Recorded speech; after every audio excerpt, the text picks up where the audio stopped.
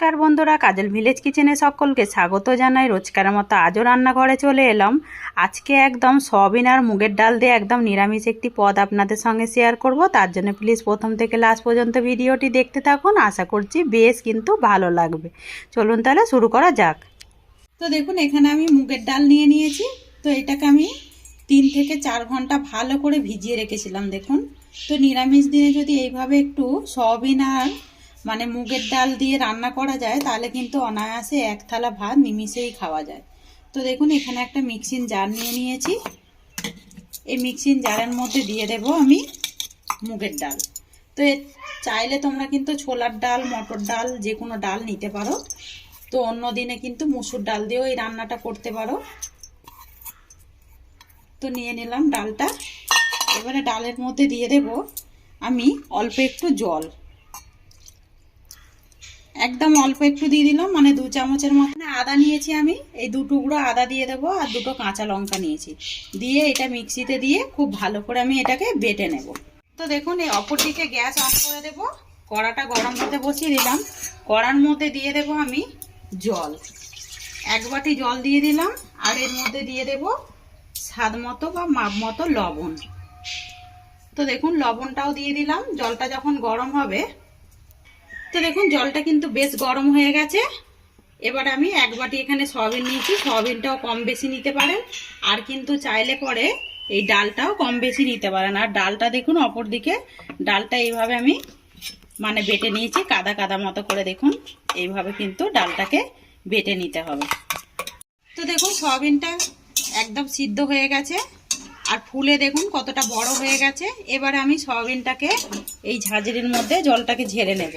তো দেখুন, এবারে ঝাঁঝরি থেকে জলটা ঝেড়ে দিয়ে আমি একটা বাটির মধ্যে নিয়ে নিয়েছি। এবারে এর মধ্যে জল দিয়ে দেব। দিয়ে এই ঠান্ডা জলের মধ্যে ধুয়ে এইটাকে আমি ভালো করে তুলে নেব। তাতে করে সয়াবিনটার যে একটা কাঁচা গন্ধ থাকে, এইটা কিন্তু এই ঠান্ডা জলে ধোয়ার পরে একেবারে চলে যাবে। তো এবারে এইটাকে নিংড়ে এইভাবে আমি যতটা পারবো জলটাকে ফেলে দেব। তো দেখুন, ভালো করে নিগড়ে একদম চিপে জলটাকে যতটা ফেলে দিয়েছি। আমি যেই মিক্সিতে আমি ডালটাকে বেটেছিলাম, এই মিক্সিনের মধ্যেই দিয়ে দেব আমি এই সিদ্ধ করে রাখা সয়াবিনগুলোকে। দিয়ে আমি কাদো কাদো মতো করে এটাকেও আমি ভালো করে মিক্সিতে দিয়ে বেটে নেব। তো দেখুন, এইটাকেও বেশ ভালো করে মিক্সিতে দিয়ে আমি বেটে দিয়েছি। তো বাটাটা দেখুন কিরকম হয়েছে। তো এরকমই দানা দানা মতো ভাব থাকবে। অপর দিকে দেখুন, আমি ফের কড়া গরম হতে বসিয়ে দিয়েছি। কড়ার মধ্যে দিয়ে দেব আমি সর্ষের তেল। তো দেখুন, দিয়ে দিলাম সর্ষের তেল। ওই 1.5 থেকে 2 চামচ মতো তেলটা হবে। তো দেখুন, তেলটা কিন্তু বেশ গরম হয়ে গেছে। এর মধ্যে দিয়ে দেব কিছু ফোড়ন, দিয়ে দেব গোটা জিরে। তো দেখুন, জিরেটা এবারে ভাজা হতে হতে ততক্ষণে আমি, তো দেখুন জিরেটা কিন্তু বেশ ভাজা হয়ে গেছে। এর মধ্যে আমি দিয়ে দেবো একটু হিং ফোড়ন। হিং দিলে পরে এই খাবারের টেস্টটা কিন্তু বেশ ভালো লাগে। তো দেখুন, হিংটাকেও আমি দিয়ে দিলাম। হিংটা অতি অবশ্যই দেবেন, নিরামিষ তরকারির দিনে কিন্তু দিলে খেতে ভালো লাগে। এবার আমি আগে দিয়ে দেবো যে সয়াবিনটাকে ভালো করে বেটে রেখেছিলাম মিক্সিতে দিয়ে, এই সয়াবিনটাকে। তো দেখুন, সয়াবিনটাকে দিয়ে দিলাম। দিয়ে এটাকে 1 মিনিট মতো একটু ভেজে নেব। তাতে করে কাঁচা গন্ধটা যে থাকে এটা কিন্তু বেশ চলে যাবে। সয়াবিনটাকে এইভাবে দিয়ে আমি 1 মিনিট মতো ভেজে নেব। তো দেখুন, 1 মিনিট মতো দিয়ে আমি সয়াবিনটাকে হিং আর জিরের মধ্যে ভেজে নিলাম। এবার আমি যেই বেটে রেখেছিলাম মুগের ডালটা, এটা আমি দিয়ে দেব। কাঁচা লঙ্কা আর আদা দিয়ে যে বেটে রেখেছিলাম, এটাকে আমি সমস্তটাই এর মধ্যে দিয়ে দেব। তো দেখুন, ডালটাকেও দিয়ে দিলাম আমি। দিয়ে এবারে এর মধ্যে আরো কিছু উপকরণ দেব। এবারে দিয়ে দেব স্বাদ মতো লবণ বা মাপ মতো লবণ।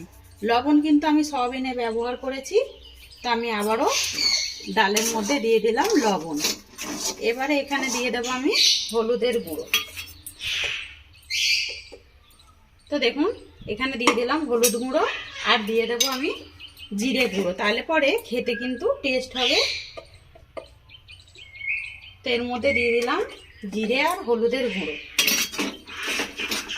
দিয়ে আবারও একটু মিশিয়ে নেব। এটা যখন নাড়াচাড়া করতে করতে দেখবেন একটা সময় এটা একদম শুকিয়ে আসবে। এবারে এর মধ্যে দিয়ে দেবো আমি চিনি। তো দেখুন, এখানে আমি 1/2 চামচের মতো চিনি নিয়েছি। এই চিনিটাকেও দিয়ে দেব। চিনিটা অতি অবশ্যই দেবেন, তাতে করে কিন্তু টেস্ট হবে, ভালো টেস্ট লাগে খেতে। এবারে চিনিটাকেও দিয়ে এইভাবে আমি ভালো করে মিশিয়ে নেব। তো দেখুন এটাকে নাড়তে নাড়তে কিন্তু একটা ডোর পরিণত হয়ে গেছে, দেখুন এরকম। তো এবারে এটাকে আমি থালার মধ্যে বা প্লেটের মধ্যে নামিয়ে নেব। তো দেখুন থালাটাকে আগে থেকে আমি একটু তেল মাখিয়ে রেখেছি, এই থালার মধ্যে আমি এটাকে নামিয়ে নেব। তো দেখুন নামিয়ে নিয়েছি। তো এটা একটু গরম গরম থাকার অবস্থাতেই কিন্তু এটাকে থালার মধ্যে সেট করে নিতে হবে। এইভাবে সেট করে নেব। তো দেখুন এটাকে আমি বেশ হাত দিয়ে এইভাবে একটু সেট করে দিয়েছি। আপনারা চাইলে কিন্তু খুন্তি দিয়ে যে কোনো দিয়ে কিন্তু এইভাবে সেট করে দিতে পারেন। তো এটাকে এবারে একটু ঠান্ডা করে নেব।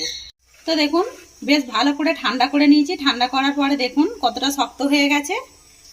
তো এবার আমি ছুরিটার মধ্যে একটু তেল লাগিয়ে নিলাম। এবারে এটাকে কেটে নেব। তাহলে ছুরিতে তেল লাগালে তাহলে ছুরির মধ্যে খুব একটা লেগেও যাবে না, আর সুন্দরভাবে কিন্তু এটা কাটাও হবে ধোকাগুলো। তো দেখুন এইভাবে আমি পিস করে নিলাম, আবার আমি এইভাবে পিস করে নেব। তো তোমরা চাইলে যে যেরকমভাবে পিস করে নিতে পারো, আমার এরকমই দেখতেও ভালো লাগে, তাই আমি এইভাবে এগুলোকে পিস করে নেব।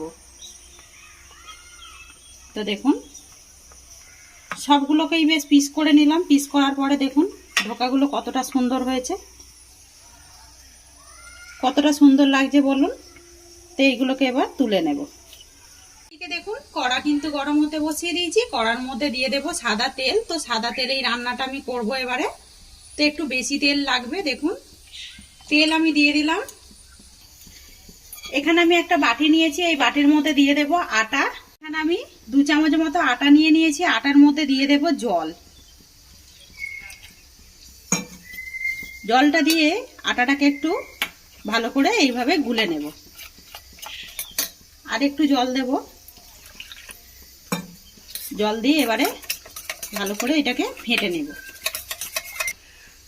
তো দেখুন আমি আটাটাকে বেশ ভালো করে ফেটে নিয়েছি। এবারে এখান থেকে একটা করে ধোকা নিয়ে নেব, এই আটার মধ্যে দিয়ে দেব। দিলে পরে একটাও ধোকা কিন্তু ভাঙবেও না, আর ভালোভাবে হবে। অপরদিকে দেখুন তেল কিন্তু বেশ খুব ভালো করে গরম করে নিয়েছি। এবারে আমি এই ধোকাগুলোকে এক এক করে এইভাবে দেব, এই আটার গোলার মধ্যে দিয়ে আমি তেলের মধ্যে ছেড়ে দেব।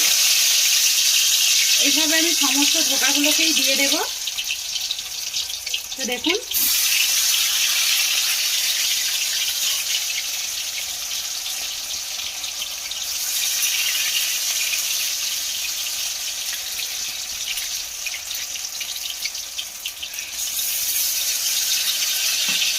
তো দেখুন ওপরটা কতটা সুন্দরভাবে লাল হয়ে গেছে। আমি কিন্তু এখনো উল্টে দিইনি। এবার আমি এটা উল্টে দেব। তো দেখুন এইভাবে উল্টে দেব। একটাও ধোকা কিন্তু এইভাবে যদি ভাজেন ভেঙেও যাবে না, আর ছেড়েও যাবে না। দেখুন কত সুন্দর মাছের পিসের মতো করে ভাজা হচ্ছে। তো দেখুন এই ধোকাগুলো বেশ কিন্তু লাল লাল করে ভেজে নিয়েছি। এবার আমি একটা প্লেটের মধ্যে তুলে নেব। তো দেখুন ভাজাগুলো কতটা সুন্দর হয়েছে, আর ডালটা একেবারে নোংরাও হলো না, যে ছেড়ে গিয়ে যে একটা নোংরা মতো হয় ওইটাও কিন্তু হলো না। দেখুন এবার অপর দিকে যে ধোকাগুলো রয়েছে ওইগুলোকে ওই একইভাবে এই আটাটাকে একটু ভেজে নেব। এইভাবে একবার ধোকা ভেজে দেখবেন একটাও ধোকা কিন্তু ভাঙবেও না, আর সুন্দরভাবে কিন্তু ভাজা হয়ে যাবে। এইভাবে আমি দিয়ে দেব, দিয়ে আবারও আমি তেলের মধ্যে দিয়ে দেবো। আর তেলটাকে সবসময় গরম রাখবেন, একেবারে গরম করে নিয়েই ধোকাগুলো দেবার চেষ্টা করবেন। তো এই ধোকাগুলো ভেজে ফিরে আসছে। তো ধোকাগুলোই কিন্তু আমার সয়াবিন আর ডালের ধোকাগুলো ভাজা হয়ে গেছে। দেখুন কতটা সুন্দর লাগছে। দেখুন এগুলো কিন্তু এমনি ডাল ভাতের সঙ্গে খেতে বেশ ভালো লাগবে। অপরদিকে দেখুন ওই তেলের মধ্যে আমি এইভাবে আলুকে কেটে রেখেছি। একটা আলু আমি কেটে নিয়েছি। এই আলুগুলোকে আমি তেলের মধ্যে দিয়ে দেব। এবারে এর মধ্যে দিয়ে দেবো স্বাদ মতো লবণ বা মাপ মতো লবণ, আর দিয়ে দেবো আমি ওর মধ্যে একটু হলুদের গুঁড়ো দিয়ে দেবো। হলুদের গুঁড়ো, তো দেখুন হলুদের গুঁড়ো দিয়ে দিলাম। দিয়ে এটাকে তো দেখুন আলুটাকে দিয়ে আমি সমস্ত এগুলোকে মিশিয়ে নিলাম। এবারে এটাকে লাল লাল করে ভেজে নেব ঢাকা চাপা দিয়ে। দেখুন ঢাকা চাপা দিয়ে বেশ কিন্তু আলুগুলো লাল লাল করে ভেজে নিয়েছি। ভাজাটা দেখুন কতটা সুন্দরভাবে ভাজা হয়ে গেছে। একদম আলু কিন্তু অনেকটাই সিদ্ধ হয়ে গেছে ভাজতে ভাজতেই। ফাঁকে ফাঁকে একবার করে নাড়াচাড়া করে দিয়েছিলাম। এবারে আলুগুলোকে একটা থালার মধ্যে তুলে নিলাম। এখান থেকে একটু তেল কমিয়ে নেব। তো আলুটাকে নামিয়ে নিলাম। অপর দিকে দেখুন তেলটাকে আমি বেশ কমিয়ে নিয়েছি, বেশ অনেকটাই তেল ছিল কিন্তু। এবারে এর মধ্যে কিছু ফোড়ন দেব। এই তেলের মধ্যে দিয়ে দেবো একটা তেজপাতাকে ফাটিয়ে নিয়ে তেজপাতা, আর দেখুন এখানে গোটা গরম মশলা নিয়েছি, দালচিনি, লবঙ্গ আর এলাচ, এইটাকেও আমি এর মধ্যে দিয়ে দেব। তো আমি এখানে একটা মাঝারি সাইজের টমেটোকে কেটে রেখেছিলাম, এই টমেটোটাকে দিয়ে দিলাম তেলের মধ্যে। ফোড়নটা থেকে যখন মিষ্টি একটা সুন্দর গন্ধ আসবে তখনই টমেটোটা দিয়ে দেবে, তাহলে কিন্তু টমেটোর একটা কাঁচা গন্ধ এটা চলে যাবে। যেহেতু নিরামিষ তাই জন্যই আগে দিয়ে দিলাম। আপনারা চাইলে কিন্তু পেঁয়াজ রসুন ব্যবহার করতে পারেন, আমি একদম নিরামিষ দিনের জন্যই করছি আজকে রান্নাটা। তো দেখুন টমেটোটাও বেশ ভাজা হয়ে গেছে। এবারে দিয়ে দেবো আমি এখানে আগে থেকে আমি দুটো কাঁচা লঙ্কা, আর দেখুন এখানে বেশ কিছুটা আদা বেটে রেখেছি, ওই মাপ মতো 1 চামচ হবে, এটা আমি দিয়ে দিলাম।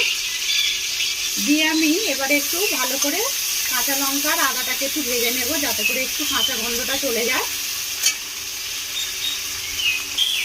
তো দেখুন আদা আর কাঁচা লঙ্কার গন্ধটা কিন্তু বেশ চলে গেছে, ভাজাও হয়ে গেছে। এবারে এখানে আমি অল্প করে আগে থেকে একটু জল দিয়ে দেবো।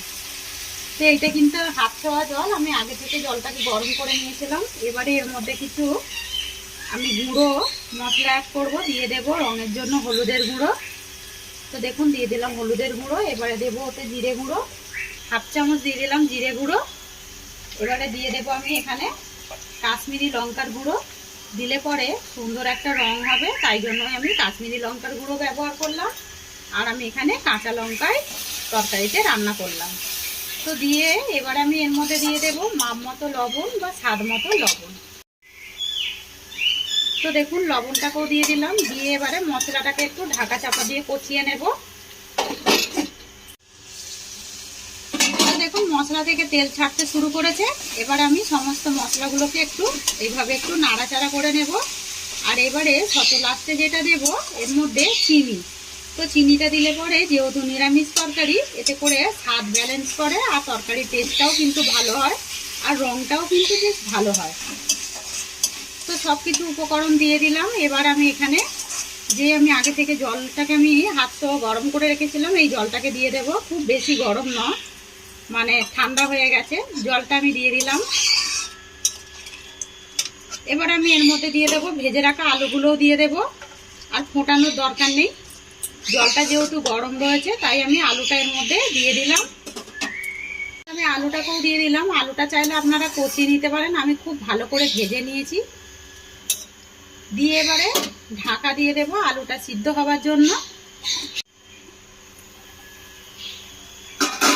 তো দেখুন একেবারে কিন্তু ফুটে উঠেছে, খুব ভালো করে দেখুন আলুগুলো সিদ্ধ হয়ে গেছে একেবারে। এবারে আমি এই যে ভেজে রাখা এই ধোকাগুলোকে দিয়ে দেবো। আর ধোকাগুলো দেখুন ভেতরটাও কতটা সুন্দর হয়েছে, দেখুন এই দেখুন কতটা সুন্দর লাগছে। আমি ভেজে রাখা ধোকাগুলোকেও দিয়ে দেবো এবারে। এরকম নিরামিষ দিনে যদি রান্না হয়, কি রান্না হবে চিন্তা না করে এইভাবে একবার রান্না করে দেখবেন, খেতে কিন্তু বেশ দুর্দান্ত হয়। সমস্ত ধোকাগুলোকেই দিয়ে দিলাম, দিয়ে আমি মিশিয়ে দিলাম জলের মধ্যে। আর বেশি নাড়াচাড়া করব না, এবারে কিন্তু জল পেয়ে এগুলো কিন্তু নরম হয়ে যাবে। এখানে আমি কিছু উপকরণ দিয়ে দেবো, এই ফাঁকেই দিয়ে দেবো আমি গরম মশলা, 1/2 চামচ দিয়ে দিলাম গরম মশলা গুঁড়ো, আর দিয়ে দেবো একটু ঘি।